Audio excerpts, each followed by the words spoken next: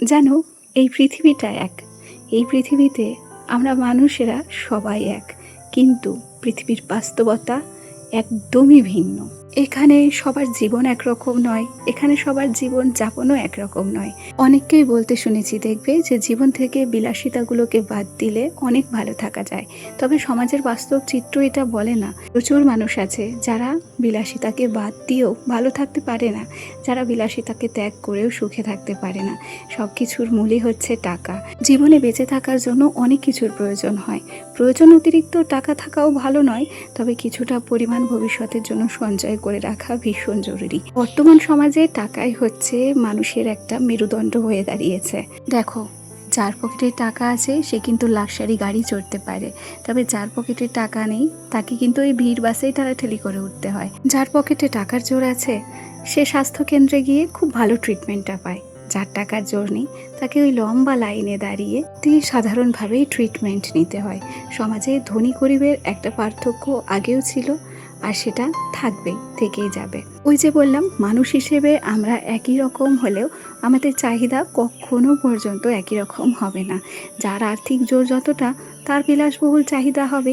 তবে জীবন থেকে তাই বলে যে বিলাসিতাকে বাদ দিতে হবে তারও কিন্তু কথা নেই। আসলে কি, নিজের পরিধির মধ্যে থাকলে জীবনটা অনেক সুন্দর হয়, আর যখনই নিজের সাধ্যের মধ্যে থেকে আমরা বেরিয়ে যাব, ঠিক তখনই জীবনটা অগোছালো হতে শুরু করে।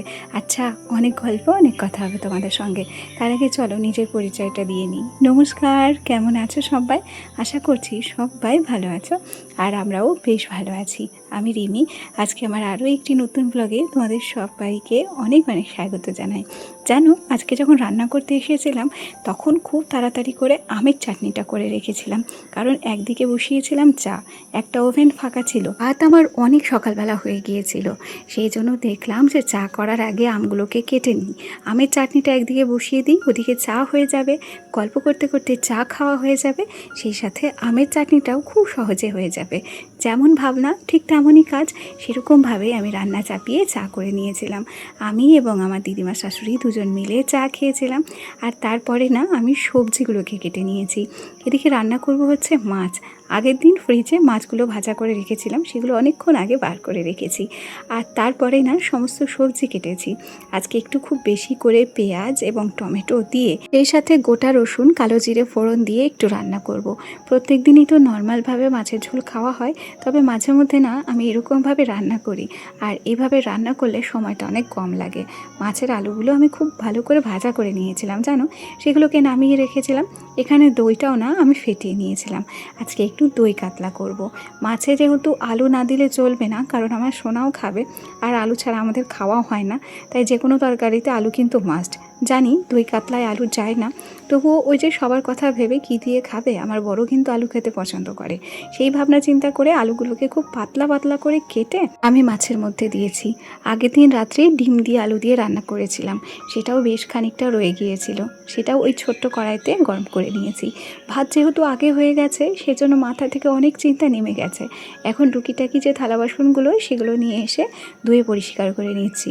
প্রত্যেক দিন ভাবি যে হয়তো সকাল সকাল হয়ে গেলে কাজের চাপ কমবে, তবে বিশ্বাস করো এমন একটা দিন নেই যেটার দিনে আমার কাজের চাপ থাকে না।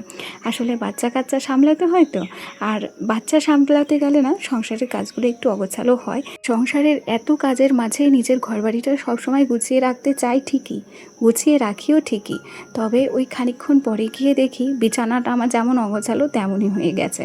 বারবার বিছানার চাদর ঠিক করি। দিনে বলতে পারো মোটামুটি ওই 5-6 বার বিছানা ঝাড়তে হয় কিলের ঝাড়ু দিয়ে।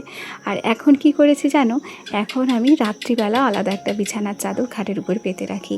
সারাদিনে আমার ছেলে বিছানার উপর যা অত্যাচার করে, ওই বিছানার চাদরে আর শোয়া যায় না, আর আমার বড় ওই বিছানার চাদরে শুতে যায় না, তাই এক্সট্রা করে একটা বিছানার চাদর রেখেছি, সেটা রাত্রে পেতে রাখি, আর দিনের বেলা সেটাকে উঠিয়ে দিই।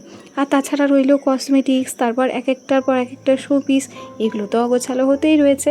এগুলো সব সময় ক্যামেরা অন করে করা যায় না, কিছু কিছু সময় এতটা বিরক্ত লাগে। আমার ছেলে ছেলের উপরেও রাগ হয়, তবে অন্যান্য বাচ্চাদের থেকে আমার ছেলে কিন্তু ঘরটা একটু কমই অগোছালো করে, জানো। আচ্ছা, গল্প করতে করতে আমি কিন্তু থালা বাসন ধোয়ার পর সুন্দর করে মাছের ঝোলটা রান্না করে নিয়েছি। বিশ্বাস করো, আজকে মাছের ঝোলটা খুব সুন্দর হয়েছিল। আর এই পর্যায়ে না সকালবেলাতেই বৃষ্টি চলে এসেছিল। এখনও পর্যন্ত আমার ছেলে ঘুমিয়েছিল। আজকে কি সুবিধা হয়েছে জানো, আমার ছেলে ঘুমিয়ে থাকাতেই আমার সমস্ত কাজ আগেভাগে হয়ে গেছে। আর তারপরে একটু বৃষ্টি পড়েছিল, কিছুটা সময় আমরা ও ঘরেই ছিলাম। আর বৃষ্টি পড়ার সময় যখন আমি রান্নাঘরে ছিলাম, তখন আমি রান্নাঘরে গ্যাস ট্যাসগুলো খুব ভালোভাবে পরিষ্কার করে নিয়েছি। আজকে জানো, ও ঘরে মানে রান্নাঘরের কাজ সমস্ত কিছু কমপ্লিট। ধোয়া মাজা বলো, ঘর গোছানো বলো, রান্নাঘরটা গুছিয়ে রাখা বলো, সমস্ত কিছু কমপ্লিট হয়ে গেছে। এখন আমি সোজা চলে এসেছি হচ্ছে আমার ঘরে। আমার ঘরে আসার পর যে এক্সট্রা বিছানার চাদরগুলো ছিল সেগুলোকে আমি ভাঁজ করে নিলাম। আর এখন এগুলোকে আমি আলনায় রেখে দিলাম সাজিয়ে। প্রত্যেক দিন তো একই কাজ, সেই মশারিটাকে গুছিয়ে একটা বালিশের কভারের মধ্যে রেখে সেটাকে শোকেসে ভরে রেখেছি। ওদিকে বিছানার চাদরগুলো আলনাতে গুছিয়ে রেখেছি। এখন দেখো, একটা গোছানো ঘর দেখতে কতটা সুন্দর লাগছে। সোনা ওঠার পর ওকে ব্রাশ করিয়ে দিয়েছিলাম, ওকে দুধ কমপ্ল্যান খাইয়ে দিয়েছিলাম। তারও খানিকটা পর আমরা কিন্তু আজকে খেতে বসেছি ঘরে।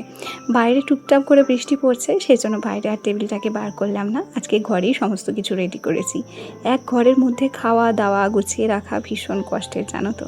সত্যি ভীষণ কষ্ট হয়ে যায় এই একটা ঘরের মধ্যে। তবুও ওই যে বললাম, জীবন থেকে বিলাসিতাগুলোকে ত্যাগ করেছি না, ত্যাগ করিনি। জীবনে বিলাসিতা আমার আছে, তবে সেটা আমি সবসময় দেখাতে চাই না, আর সবসময় দেখায়ও না। আর এই ঘরে যদি আমি বিলাসিতা দেখাই, তাহলে মানুষ আমাকেই খারাপ বলবে।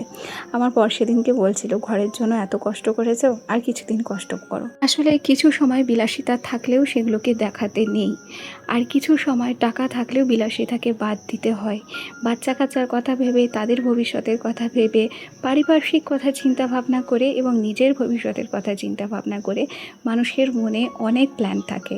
আর কিছু স্বপ্ন পূরণ করতে গেলে বিলাসিতাকে অবশ্যই করে ত্যাগ করতে হয়, যেটা বর্তমানে আমরা করছি, এটা বলতে পারো।